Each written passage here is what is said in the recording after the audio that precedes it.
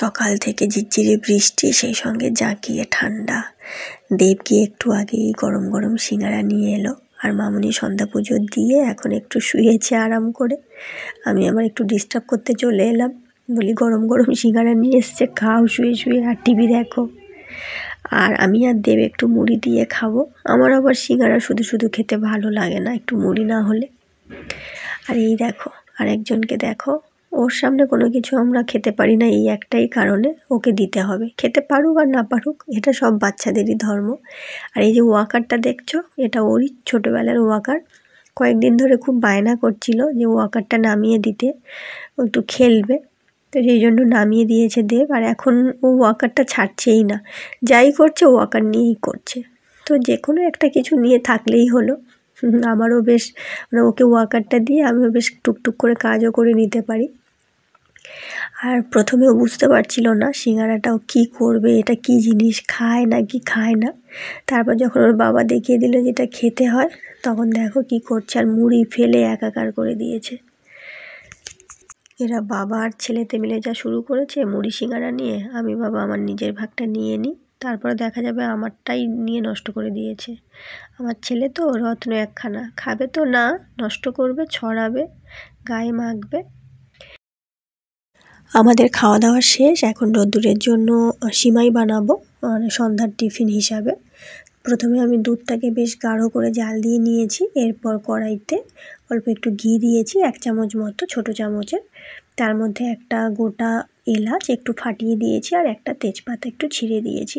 তারপর একটু নেড়ে চেড়ে নিয়ে হাফ বাটির মতো, মানে হাফ বাটির থেকেও কম, মানে পরিমাণটা দেখে বুঝতে পারছো, রোদ্দুরে একা খাবে সেই হিসাবে হাফ বাটির থেকেও কম একটু সিমাই দিয়ে হালকা করে নাড়াচাড়া করে নিয়েছি। একটু ব্রাউন ব্রাউন কালার হয়েছে, সেই সময় আমি দুধটা ঢেলে দিয়েছি।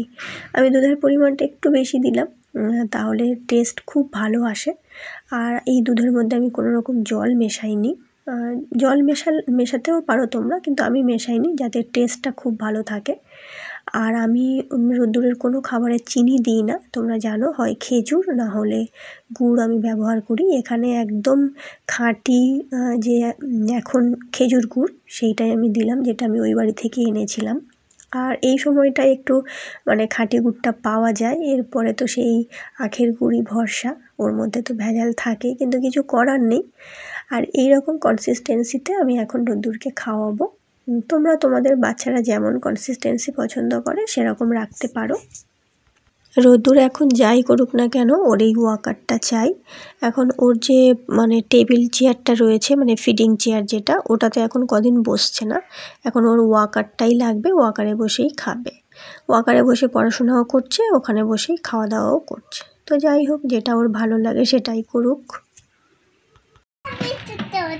টেস্টি হয়েছে, খুব টেস্টি। কেমন টেস্টি? ছেলের মুখে এত টেস্টি টেস্টি শুনে বাবা বলছে আমাকে 1 চামচ দাও তো, দেখি কেমন টেস্টি হয়েছে। আর এদিকে দেখো, ছেলে তো কিছুতেই খেতে দেবে না বাবাকে, সিমাই নিয়ে দুজনের মধ্যে বেঁধে গেছে ঝগড়া আর মারামারি। কি করি আমি এই দুটোকে নিয়ে বলো তো। আজ ডিনারে ভাবছি খিচুড়ি বানাবো, আমাদের জন্যও বানাবো, রোদ্দুরের জন্যও বানাবো। তো দেখা যাক, এখন রান্নাঘরে ঢোকার কথা ভাবলেই ভয় লাগছে, জলে হাত দেওয়ার কথা মনে পড়লেই যেন কান্না আসছে, এত ঠান্ডা। তো কিছু করার নেই, খেতে তো হবেই। তো আজকের সন্ধ্যাটা আমাদের এভাবেই কাটলো। তোমরা সবাই ভালো থেকো, সাবধানে থেকো, আবার দেখা হবে নতুন কোনো ভিডিওতে। আজ আসি।